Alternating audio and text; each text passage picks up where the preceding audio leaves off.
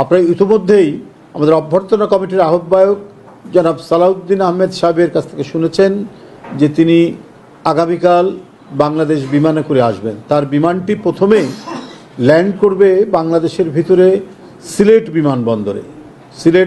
বিমানবন্দরে, সেখানে এটা ল্যান্ড করবে। আপনাদের মাধ্যমে আমি যেটা জানাতে চাই যে সিলেট মহানগর এবং সিলেটের আশেপাশের জেলাগুলো বা সিলেট জেলার কোনো নেতৃবৃন্দ কেউ অহেতুক বিমানবন্দরে ভিড় করবেন না, বিমানবন্দরে সেখানে যাবেন না।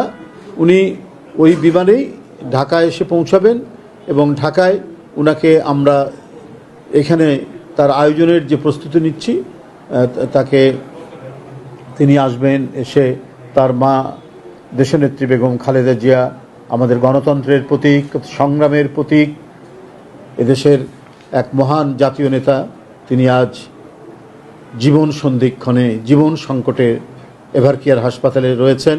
তাকে দেখার জন্য তিনি আসবেন। দেখতে যাওয়ার পথে তিনি দেশবাসীর উদ্দেশ্যে শুভেচ্ছা ধন্যবাদ জানাবেন। তো সেই ক্ষেত্রে আমার মূল বক্তব্য হচ্ছে যে সিলেটের কোনো নেতৃবৃন্দ কর্মীরা সিলেট বিমানবন্দরে সেখানে উপস্থিত হবেন না এবং অহেতুক সেখানে ভিড় করবেন না।